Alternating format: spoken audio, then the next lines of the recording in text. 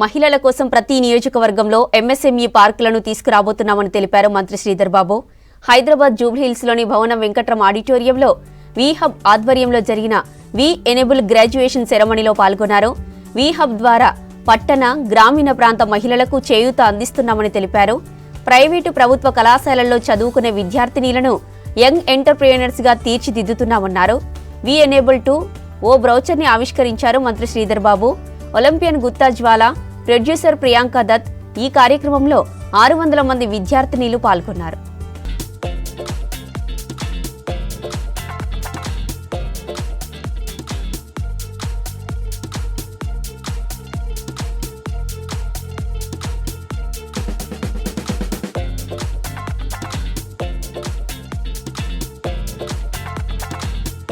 Girls స్టూడెంట్స్కి సంబంధించి 17 years నుంచి 23 ఇయర్స్ లోపడున్న విద్యార్థినులకు ప్రోత్సాహం చేయాలని, వారిలో ఇన్నోవేటివ్ స్పిరిట్, లీడర్షిప్ స్పిరిట్ కలిగేయాలనే ఒక ప్రోత్సాహంతో వి ఎనేబుల్ అనే ప్రోగ్రామ్ని ఏర్పాటు చేసుకొని వీహబ్ మరి CEO గారు, సీత గారు, వారి టీం మెంబర్స్ అంతా కూడా మరి హైదరాబాద్లో ఉన్న చాలా కళాశాలలకు సంబంధించి మరి గర్ల్ స్టూడెంట్స్కి సంబంధించి ఒక కొత్త ఒరవడితో ప్రోత్సాహకరమైన కార్యక్రమాన్ని నిర్వహించిన తరుణంలో వారికి శుభాకాంక్షలు తెలియజేస్తూ, ఈరోజు మా ఉద్దేశం, మా ప్రభుత్వం లక్ష్యం కూడా మహిళలకు సంబంధించిన సాధికారత విషయంలో కేవలం మాటల వరకే పరిమితం కాకుండా సాధికారతకు సంబంధించిన అంశం విషయంలో రాబోయే కాలంలో వీరందరూ కూడా లీడర్స్గా ఎదగాలని, వాణిజ్యం, వ్యాపారం, సొంత నిర్ణయాలతో కూడుకొని పెద్దగా ఎదగాలని, వారిలో ఆంటర్‌ప్రెన్యూర్‌షిప్ స్పిరిట్ని ముందుకు తీసుకెళ్లే ప్రయత్న భాగంలో ఈ వీహబ్ చేస్తూ ఉన్న కార్యక్రమం చాలామంది ఈరోజు దీనిలో పాల్గొనడం. హైదరాబాద్ జూబ్లీహిల్స్లోని భవనం వెంకట్రామ్ ఆడిటోరియంలో వి ఎనేబుల్ గ్రాడ్యుయేషన్ సెరమనీ గ్రాండ్గా జరిగింది. ఈ కార్యక్రమంలో మంత్రి శ్రీధర్ బాబు ముఖ్య అతిథిగా హాజరయ్యారు. వి ఎనేబుల్ కోర్సుని పూర్తి చేసిన 600 మంది అమ్మాయిలకు పట్టాలను అందించారు. సెరమనీ సందర్భంగా బేకింగ్, చాక్లెట్స్, గేమ్స్కు సంబంధించిన స్టాల్స్ని ఏర్పాటు చేశారు అమ్మాయిలు. దీనికి సంబంధించిన మరిన్ని డీటెయిల్స్ నరేందర్ అందిస్తారు. Narender, over to you. మహిళల్లో సాధికారత తీసుకురావడంతో పాటు వాళ్ళలో ఉపాధి పెంచడానికి, ఒక బిజినెస్ మ్యాన్గా తీసుకురావడానికి వీహబ్ కృషి చేస్తుంది. ఇందులో భాగంగానే వివిధ కార్యక్రమాలు చేపడుతుంది. అందులో వి ఎంగేజ్ కావచ్చు, ఇంకోటి వి ఎనేబుల్ పేరుతో కూడా వివిధ కాలేజీలకు సంబంధించిన స్టూడెంట్స్ని అందరినీ ఒక దగ్గర తీసుకొచ్చి వాళ్ళల్లో కూడా ఎంటర్‌ప్రెన్యూర్గా తీర్చిదిద్దేందుకు ప్రయత్నిస్తుంది. ఇందులో భాగంగా ఈరోజు గ్రాడ్యుయేషన్ సెరమనీ కండక్ట్ చేస్తుంది. ఇక్కడ ఈ గ్రాడ్యుయేషన్ సెరమనీలో చాలా స్టాల్స్ కూడా ఉన్నాయి. మనం దాని గురించి ఒకసారి తెలుసుకుందాం. Hi ma'am, like millet and fruit making అంటున్నారు, బేకింగ్, సో వెజిటేబుల్ వేస్ట్ అంటే ఇది ఏంటి, ఎలా చేస్తున్నారు? 50% వెజిటబుల్ బ్రెడ్స్ అండి. బ్రెడ్లో మనకి హిడెన్ వెజీస్ ఉంటే పిల్లలు బాగా తింటారు అన్న ఉద్దేశంతో చేసాము. 4 వెరైటీస్ ఉన్నాయి మన దగ్గర. మనకి బూడిద గుమ్మడికాయ, సొరకాయ, కాలీఫ్లవర్ సగం భాగం వచ్చేటట్టు, ఒక బ్రెడ్లో సగం భాగం అదే వచ్చేటట్టు. సో తింటూ ఉంటే ఓన్లీ వీట్ అయినా మిల్లెట్ అయినా కాకుండా కూరగాయలు కూడా వెళ్ళాలి కదా, అలా ఫైబర్ రిచ్, న్యూట్రియంట్ రిచ్ అలాగా. అంటే చాలా వరకు రోడ్లో వీట్ కావచ్చు, మిల్క్ బ్రెడ్స్ ఇవన్నీ దొరుకుతుంటాయి, ఈవెన్ మిల్లెట్స్తో కూడా. మీరు ఓన్లీ వెజిటేబుల్తో తయారు చేయాలని థాట్ ఎందుకు వచ్చింది? అంటే మీ బ్యాక్గ్రౌండ్ గురించి చెప్పండి, వీహబ్తో ఎలా కొలాబరేషన్ అయ్యారు? మేము వి ఎంగేజ్ ప్రోగ్రాంలో నుంచి వచ్చామండి ఇక్కడికి స్టాల్కి. కాన్సెప్ట్ ఏంటి అంటే, ఇప్పుడు మిల్లెట్స్, వీట్, మైదా అయితే అస్సలు వాడకూడదని మనకు తెలిసిందే. అలా అని బ్రెడ్స్లో కలర్స్ వేయడము, ఆయిల్ కానీ ఇవన్నీ కూడా మంచిది కాదు లాంగ్ రన్లో, పిల్లలకి ఎస్పెషలీ మంచిది కాదు. సో దాంట్లో ఎందుకు ఓన్లీ గోధుమలు, ఓన్లీ మిల్లెట్స్ ఎందుకు వాడాలి? కూరగాయలు కూడా పెట్టాలి కదా. ఓన్లీ బ్రెడ్ తింటే కూడా బలం ఉండదు. వెజిటబుల్స్ చాలా తక్కువైపోయాయి, ఎలాగో అన్నం కూరగాయలు తినడం చాలా తక్కువైపోయింది కదా అని బ్రెడ్లో అయినా చేసేస్తే జస్ట్ ఒక స్నాక్ లాగా తీసుకెళ్ళిపోతారు అని వి ఎంగేజ్ లైక్ అవర్ ఐడియా. మా ఐడియా నచ్చి మీరు మా ప్రోగ్రాంలో పార్టిసిపేట్ చేయండి అని ఇన్వైట్ చేశారు. ఇలా స్టాల్లో పెడితే అందరికీ తెలుస్తుంది అని కూడా వాళ్ళే ప్రొవైడ్ చేశారన్నమాట. మనకి ఇక్కడ న్యూ ఒక గేమ్ కనిపిస్తుంది. ఈ గేమ్ ఏంటి, దీన్ని ఎందుకు తయారు చేయాలనిపించింది, దీనివల్ల ఎలాంటి ఉపయోగాలు ఉన్నాయో ఒకసారి అడిగి తెలుసుకుందాం. హాయ్, అసలు ఏంటి ఈ గేమ్ అంటే? నా పేరు సహనా. నేను ఈ game is about India's freedom struggle. Vasco డ గామా ఇండియాకి వచ్చినప్పటి నుంచి ఇండియాకి ఫ్రీడమ్ వచ్చే వరకు ఉంటుంది. నేను మిడిల్ స్కూల్ టెక్స్ట్ బుక్స్ని వాడి క్విజ్ కార్డ్స్ లాగా డెవలప్ చేశాను. డైస్ని రోల్ చేస్తే అప్పుడు ఒక క్విజ్ కార్డ్ వస్తుంది. ఆ కార్డ్కి ఆన్సర్ చెప్తే అప్పుడు మూవ్ చేయొచ్చు. లైక్ ఇక్కడ easy and medium, hard and ఒకటి డెన్సిటీ కార్డ్ అని ఉన్నాయి కదా, మొత్తం 4 కార్డ్స్. అవంటే ఏంటి అసలు? ఏ నెంబర్ వస్తే ఏ కార్డ్ తీసుకోవాలి, ఆ కార్డ్ వెనకాల ఎలాంటి క్వశ్చన్స్ ఉన్నాయి, దాని గురించి వచ్చి ఇప్పుడు డైస్లో 1 or 2 వస్తే ఈజీ కార్డ్ తీసుకోవాలి, 3 or 4 వస్తే మీడియం, 5 or 6 అయితే హార్డ్. ఇవి ఇట్లా ఉంటాయి. ఇవి ఆన్సర్ ఇక్కడ ఆన్సర్ ఉంటుంది. ఆన్సర్ చేస్తే పాన్ మూవ్ చేయొచ్చు. రైట్ ఆన్సర్ చేస్తే మూవ్ అవ్వచ్చు. తప్పు ఆన్సర్ వస్తే అక్కడే ఉండాలి. దీనివల్ల లైక్ నీలాంటి స్టూడెంట్స్కి ఎలాంటి బెనిఫిట్స్ ఉన్నాయి? సిబిఎస్ఈ మిడిల్ స్కూల్ స్టూడెంట్స్కి చాలా హెల్ప్ అవుతుంది ఎగ్జామ్స్లో చదువుకోవడానికి. ఎక్కువ ఫోన్స్లో ఉంటున్న చిల్డ్రన్కి కొంచెం ఎడ్యుకేషనల్ బోర్డ్ గేమ్స్ లాగా హెల్ప్ అవుతుంది. ఫ్యామిలీ అంతా కూడా కూర్చొని ఆడచ్చు, మంచిగా ఉంటుంది. నేమే డిఫరెంట్గా ఉంది, బోరింగ్ ఫుడ్స్ అని. ఎందుకు చూస్ చేసుకున్నారు? అంటే ఇవి చాలా మన పాతకాలం ఇంగ్రీడియంట్స్ మనం మర్చిపోతున్నాము, వదిలేస్తున్నాం. అమ్మమ్మలు చెప్పిన వాటిలో ఏముంది అని. అందుకనే వి వాంట్ టు హైలైట్ ఎంత పవర్ఫుల్ అంటే బోరింగ్ ఫుడ్స్ అనే కానీ అవి మన బాడీకి ఏం చేస్తుంది, there is nothing boring about it. And also మేము చాలా కల్తీ చూసామండి మార్కెట్లో. ఆర్టిఫిషియల్ కలర్స్ కానీ, పసుపులో ఆర్టిఫిషియల్ కలర్స్ వాడడము, కాడమంలో కలర్ స్ప్రే చేయడము, ఫిల్లర్స్, స్వీట్నర్స్. సో దానివల్ల ఎక్కువ హైలైట్ చేసి అందుకనే boring is basic and boring is stripped of any colours and pure అని. So that's what we named. And మాకేంటంటే we so straight from farmers. మేము ఇది మేఘాలయ పసుపు, చాలా వరల్డ్స్ బెస్ట్ పసుపు అంటారు దీన్ని, ఎందుకంటే కర్క్యూమిన్ శాతం ఎక్కువ ఉంటుంది దీనిలో. అయితే మేము మా పెప్పర్ కానివ్వండి, కేరళ నుంచి మేము అన్ని ఎఫ్పిఓస్ ఫార్మర్స్ వాళ్ళని పార్ట్నర్ చేసుకొని మిడిల్ మెన్ ట్రేడర్స్ ఎవరైతే ఉంటారో వాళ్ళని దాటి మేము స్ట్రైట్గా సోర్స్ చేస్తున్నాము. సో వి హబ్ సిఇఓ మనతో ఉన్నారు, ఒకసారి అడిగి తెలుసుకుందాం. ఈ వి ఎనేబుల్ అంటే హాయ్ మ్యామ్, ఏంటి ఈ వి ఎనేబుల్ అంటే? వి ఎనేబుల్ అనే ప్రోగ్రామ్ మనము ప్రత్యేకంగా 17 to 23 year oldsకి డిజైన్ చేయడం జరిగింది. ఎందుకు అంటే what we realised is through all other programmes మనము ఉమెన్ ఆంటర్ప్రినర్స్కి చాలా సపోర్ట్ చేస్తున్నాం. అంతా స్టూడెంట్స్కి కూడా చాలా ఐడియాస్ ఉంటాయి. అండ్ వాళ్ళు చదువుకునేటప్పుడు ఎక్స్ప్లోర్ చేయడానికి టైం ఉంటుంది, వాళ్ళ మైండ్స్ చాలా ఫ్రెష్గా నేసెంట్గా ఉంటాయి. So we thought why not create a support system from then onwards. So peer learning కూడా వాళ్ళకి అలవాటు అవుతుందని ఒక 6 month కోర్స్ డిజైన్ చేయడం జరిగింది. అండ్ ఈ 6 monthsలో వాళ్ళని అంటే మీకు what are the options available, మీరు ఏఐలోకి వెళ్దాం అనుకుంటున్నారా, హెచ్ఆర్లోకా, ఫైనాన్స్లోకా, డీప్ టెక్కా, ప్రొఫెషనల్ కెరియరా, లేకపోతే ఆంటర్ప్రినర్షిప్పా, ఇవన్నీ ఎక్స్ప్లోర్ చేయడానికి ఒక ప్లాట్ఫామ్ ఇస్తే వాళ్ళు చదువుకునే దాంతో పాటు they will become globally aware. ఇలా మ్యామ్ స్టూడెంట్స్కి చాలా మందికి ఒక డ్రీమ్ ఉంటుంది, ఒక్కొక్కరికి ఒకటి చేయాలని. సో మీతో ఎలా కొలాబరేట్ చేయాలి, ఎలా కలవాలి అనుకుంటే ఎలా, దానికి ప్రాసెస్ ఏంటి? ష్యూర్, మాకు ఒక ఈమెయిల్ అడ్రస్ ఉంది, ఒక ఫోన్ నంబర్ ఉంది. మీరు ఈమెయిల్కి ఇన్ఫో ఈమెయిల్కి కానీ ఈమెయిల్ చేస్తే వితిన్ 48 hours మీకు రెస్పాన్స్ దొరుకుతుంది. And you will be connected to the team. మీరు స్టూడెంట్ అయితే స్టూడెంట్ టీమ్కి కనెక్ట్ చేస్తారు. విమెన్ ఫౌండర్ అర్బన్ సిటీ నుంచి, మెట్రో నుంచి అయితే అర్బన్ డిపార్ట్మెంట్, అర్బన్ ఇన్నోవేషన్ డిపార్ట్మెంట్కి దే పుట్ యూ త్రూ. అట్లాగే రూరల్ అంటే సెల్ఫ్ హెల్ప్ గ్రూప్ విమెన్కి మహిళా వాణి అని ఒక నంబర్ ఉంది మాకు. అది వాళ్ళు ఫోన్ చేస్తే దట్ ఈస్ 24/7 అవైలబుల్, డైరెక్ట్ మాట్లాడొచ్చు. ఇలా మేము 48 hours డెఫినెట్గా రెస్పాండ్ అవుతాము. ఎవరికి ఏ ఏజ్ వారైనా సరే, మహిళలు, anywhere, then we welcome them, and this is what is truly Telangana rising. మీరు ఈరోజు ఈ స్టూడెంట్స్ని చూస్తే మీకు అర్థమవుతుంది. Thank you so much. So ఇది ఓవరాల్గా చూసుకున్నట్టయితే అంటే ఓన్లీ గ్రామీణ ప్రాంతాల్లోనే పట్టణ ప్రాంతాల లేడీసే కాదు, స్టూడెంట్స్కి కూడా మేము ఎంకరేజ్ చేస్తాము. వాళ్ళని కూడా ఎంప్లాయీస్ కాకుండా ఎంటర్ప్రినర్షిప్గా మారుస్తాము, వాళ్ళే ఉద్యోగాలు ఇచ్చే అవకాశం క్రియేట్ చేస్తామని చెప్తున్నారు. కెమెరామెన్ మహేష్తో నరేందర్, V6 న్యూస్, హైదరాబాద్.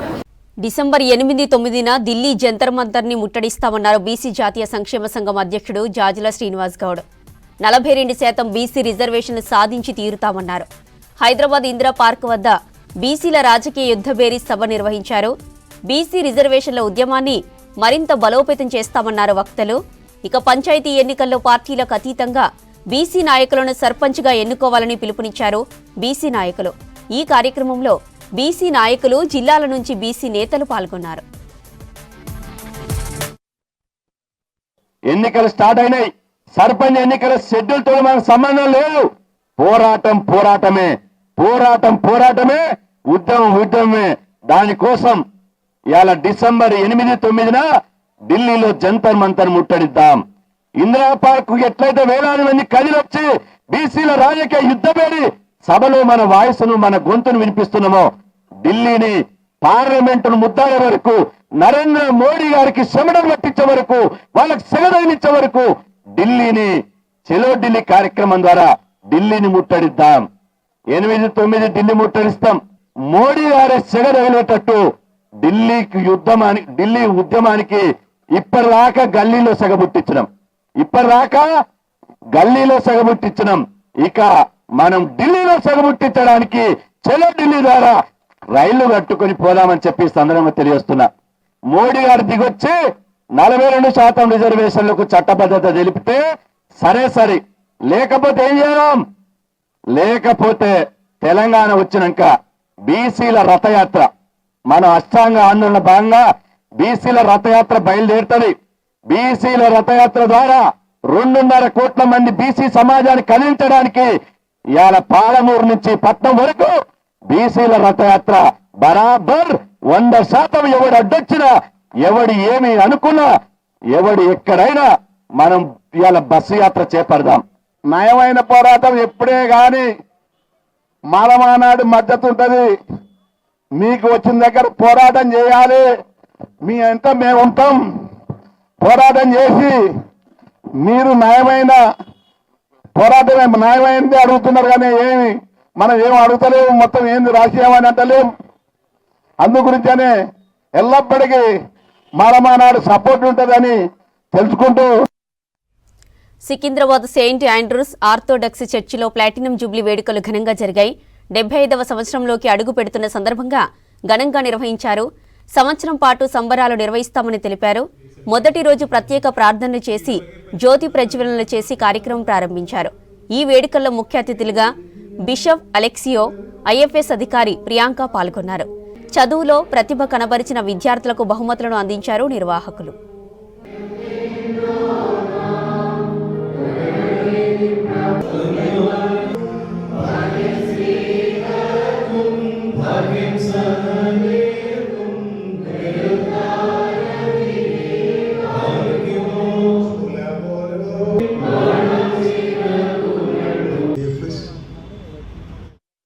ఒక ఇంటెన్షన్ ఏంటంటే 4 చర్చెస్ మన హైదరాబాద్ రీజియన్లో ఉన్న BHL, జీడిమెట్ల, సికింద్రాబాద్, హైదరాబాద్ ఈ 4 చర్చెస్లో ఉన్న మెంబర్స్ అందరూ కలిసి ఈ సెలబ్రేషన్స్లో పాల్గొని చాలా ఒక సంతోషాన్ని మేము ఈ సొసైటీకి అందిద్దామని ఒక ఆలోచనతో మేము ఈ ప్రోగ్రాము ఈ సంవత్సరం జరుపుకున్నాం. ఈ ఒక సెలబ్రేషన్తో పాటు మేము కొన్ని ఈవెంట్స్ మేము ఈ చర్చ్ ముఖేనా మేము చేద్దామని అనుకుంటున్నాం. ఫస్ట్ వచ్చేసి జనవరి మంత్ 4th ఒక ఎక్యుమెనికల్ ప్రోగ్రామ్ ఈ చర్చ్లో మేము ఆర్గనైజ్ చేయబోతున్నాం. దాంతోపాటు కల్చరల్ ప్రోగ్రామ్స్. ఫిబ్రవరి మంత్ వచ్చేసేమో Hyderabad Sunday school 1 day conference మేము ఇక్కడ జరపబోతున్నాము. మన స్పోర్ట్స్, అది క్రికెట్ అవ్వచ్చు, హాకీ కావచ్చు, వాలీబాల్ కావచ్చు, ఇట్లాంటి ఒక స్పోర్ట్స్ మీకు 4 చర్చెస్ లో ఉన్న యూత్ మెంబర్స్ మంది కలిసి మేము ఒక మీటింగ్ జరపబోతున్నాము. దాంతోపాటు లాస్ట్కి వచ్చేసేమో November month platinum jubilee celebrations కూడా మేము ఈ సంవత్సరం నిర్వహించబోతున్నాము. 2 రోజుల క్రితం మహారాష్ట్ర పోలీసుల ఎదుట Maharashtra, Madhya Pradesh, Chhattisgarh special zonal committee ప్రతినిధి అనంత్ లొంగిపోవడంపై అతని తల్లి గంగాలక్ష్మి సంతోషం వ్యక్తం చేశారు. అనంత్ జగిత్యాల జిల్లా చింతకుంటకు చెందిన మేకల సాయిలు గంగాలక్ష్మి దంపతుల కుమారుడు. అనంత్ తల్లిదండ్రులు కూడా మావోయిస్టులే. తమ 4 పిల్లలతో కలిసి 1986లో పీపుల్స్ వార్లో చేరారు. కొంతకాలానికి 2 కూతుర్లు, చిన్న కొడుకుతో పాటు దంపతులిద్దరూ పోలీసుల ఎదుట లొంగిపోయారు. కొన్నాళ్లకు అనంత్ తండ్రి సాయిలు మృతి చెందాడు. అజ్ఞాతంలోనే ఉండిపోయిన అనంత్ కీలక నేతగా ఎదిగాడు.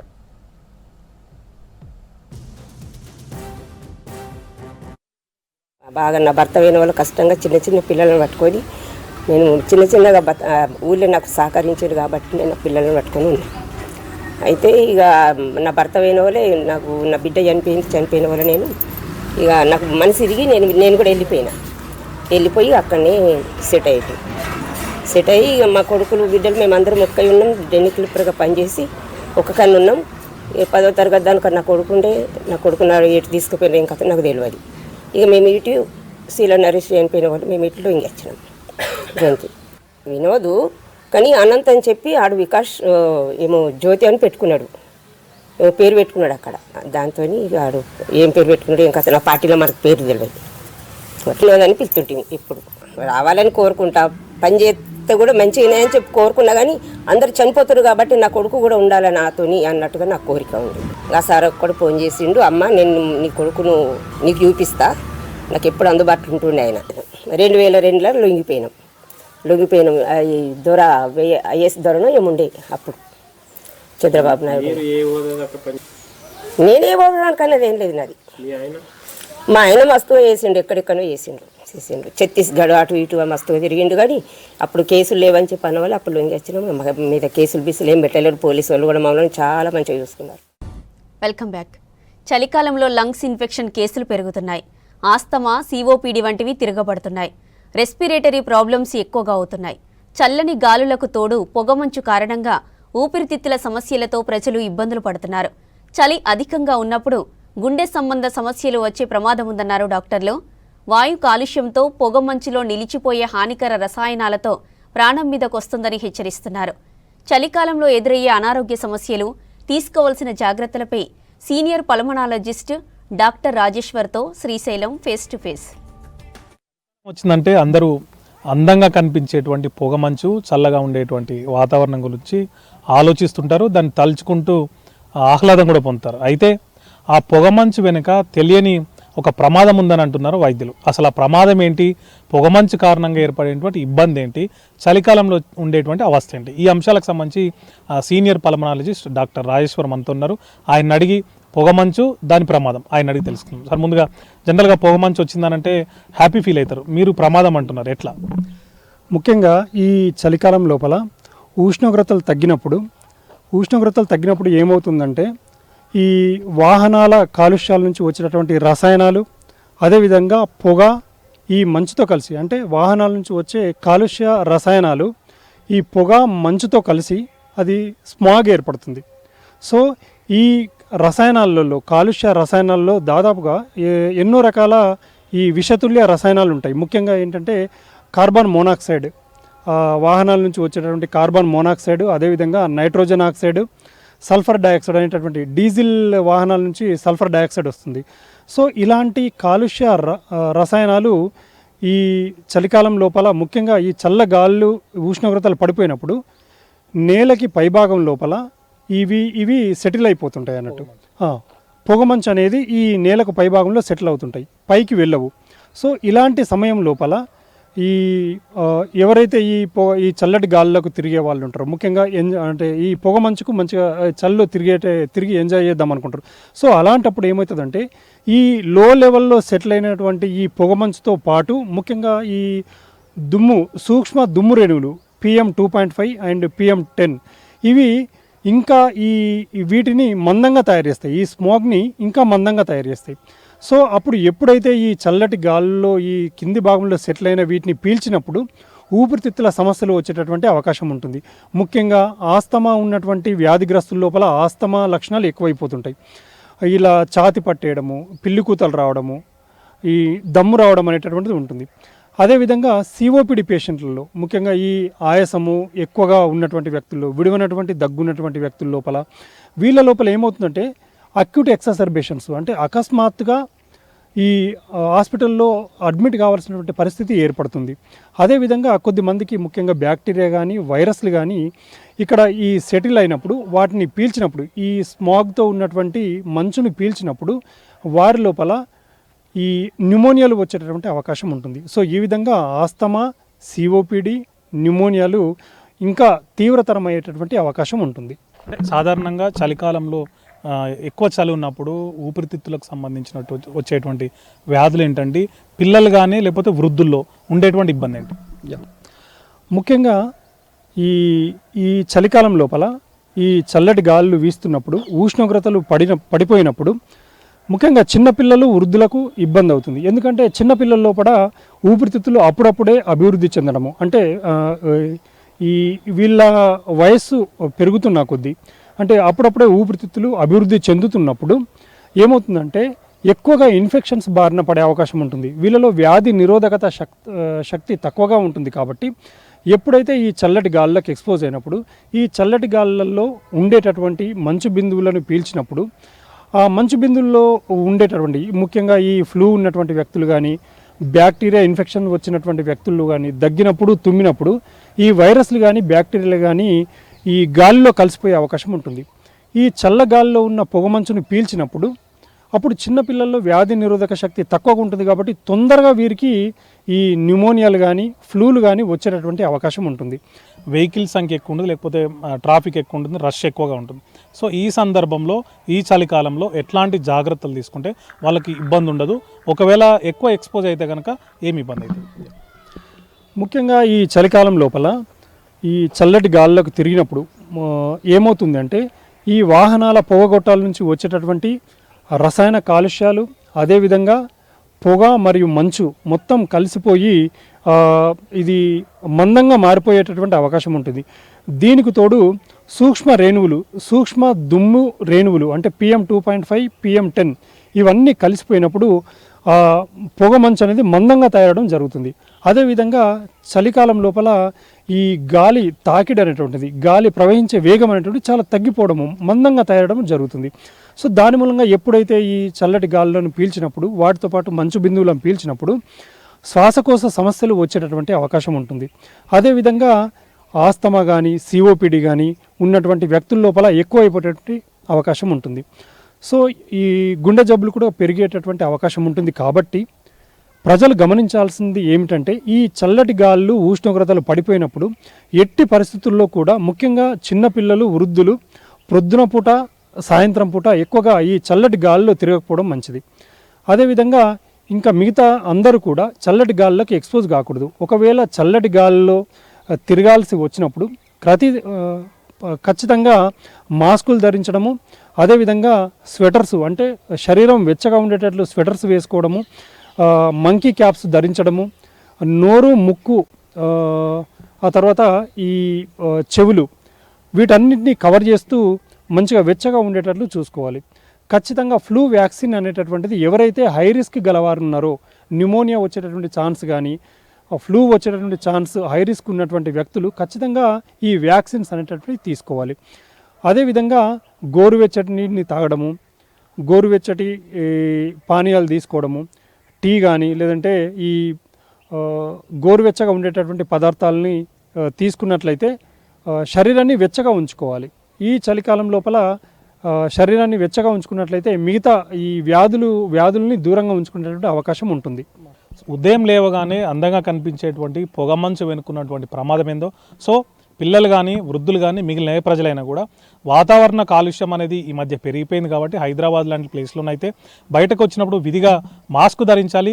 ఇంకా పిల్లలు, వృద్ధులైతే ఉదయం, సాయంత్రం వేళలో బయటకు రాకపోవడమే మంచిది. ఒకవేళ మిగిలిన ప్రజలు కూడా, ఈ వృద్ధులు, పిల్లలు కాకుండా మిగిలిన వాళ్ళు రావాలంటే కూడా మాస్క్ పెట్టుకొని రావాల్సింది. ఏదైనా అత్యవసరం అయితే హాస్పిటల్కి వెళ్ళండి, లేదంటే ఇబ్బంది తలెత్తేటువంటి అవకాశం కూడా ఉంటుందని చెప్పి డాక్టర్ రాజేశ్వర్ చెప్తున్నారు. కెమెరామెన్ మహేష్తో Srisailam, V6 news, Hyderabad. Rice మిల్లర్ల సమస్యలను వెంటనే పరిష్కరించాలని డిమాండ్ చేశారు BC political JAC state chairman doctor Yugandhar Goud. CMR అప్పగించిన రాష్ట్రంలో దాదాపు 400 మందికి, వనపర్తి జిల్లాలో 36 మంది రైస్ మిల్లర్లకు ధాన్యం కేటాయించడం లేదన్నారు. మిల్లర్లను సివిల్ సప్లై అధికారులు తీవ్ర ఇబ్బందులకు పెడుతున్నారని ఆరోపించారు నేతలు.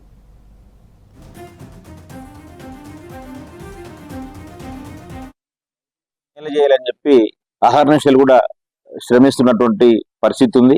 రైతులకు మేలు చేయాలనుకుంటున్న ప్రభుత్వం రైస్ మిల్లర్ల సమస్యలు కూడా పట్టించుకోవాలని చెప్పి మేము విజ్ఞప్తి చేస్తా ఉన్నాం. ప్రస్తుత సీజన్ లో వనపర్తి జిల్లాలో చూసుకుంటే ఈరోజు వరి ఎక్కువగా వండుతుంది. మిగతా రాష్ట్రం అంతా కూడా అదే పరిస్థితి. ఈసారి వర్షాలు పుష్కలంగా ఉండడంతో వరి ధాన్యం ఎక్కువైంది. దాంట్లో సన్న రకం బోనస్లు ఇస్తున్నందుకు సన్న రకాలు కూడా ఎక్కువ పండిస్తున్నటువంటి పరిస్థితి ఉంది రైతులు. ఈ మధ్యలోనే దాదాపు 79 వనపర్తి జిల్లాలో 79 మంది రైస్ మిల్ కూడా ప్యాడీ అలాట్మెంట్ చేస్తా ఉన్నాం. ఈ సీజన్ కు మీరు బ్యాంక్ గ్యారెంటీలు కట్టండి అని చెప్పి ప్రభుత్వం ఒకటి సర్క్యులర్ జారీ చేసింది. దానికి అనుగుణంగా మరి బ్యాంక్ గ్యారెంటీలు కట్టిన తర్వాత మళ్ళీ 39 మందికి మేము మీకు ధాన్యం కేటాయించట్లేదు, మిమ్మల్ని డిఫాల్టర్ కింద లెక్కేస్తున్నామని చెప్పిండ్రు. మళ్ళీ ఎట్లా డిఫాల్టర్ అయింది వీళ్ళు అనేది చూస్తే 2022-23 వరకు వాళ్ళకి ఇచ్చిన ధాన్యం కంప్లీట్ కట్టినారు 100%. ధాన్యం కట్టిన డిఫాల్టర్ కింద రావాలి. కట్టినాక కూడా డిఫాల్ట్ ఎందుకంటే అప్పుడు లేటుగా పెట్టిండ్రు అని చెప్పి 25% పెనాల్టీ, 12% ఇంట్రెస్ట్ ఇవ్వాలంట. అంటే 2 years కింద కట్టిండ్రు. ఆ 2 years కూడా వాళ్ళకు రబీ ఖరీఫ్ ధాన్యం ఇచ్చిండ్రు. ఇప్పుడు కూడా ఇస్తామని చెప్పి సర్క్యులర్ ఇచ్చిండ్రు. బ్యాంక్ గ్యారెంటీ కట్టమని చెప్పిండ్రు. అయినప్పటికీ మళ్ళీ కూడా వాళ్ళకి ఏంటంటే అప్పుడు మీరు ఆ లేట్ కట్టినందుకు దానికి పెనాల్టీ ఇంట్రెస్ట్ అంటే ఆ లేటుకు బాధ్యులు ఎవరు? ఎప్పుడు వీళ్ళకు ఉన్నదానికంటే అధికంగా ప్రెషర్ పెట్టి ఇచ్చి మీకు గోదాములు లేక నిల్వ చేసుకునికే 6 నెలలు లేటుగా పెట్టించుకున్నది ప్రభుత్వం కాదని అడుగుతా ఉన్నా. హైదరాబాద్ రవీంద్ర భారతిలో ఆపరేషన్ సింధూర్పై వ్యాలీ చేశారు నాట్యమయూర కూచిపూడి అకాడమీ కళాకారులు.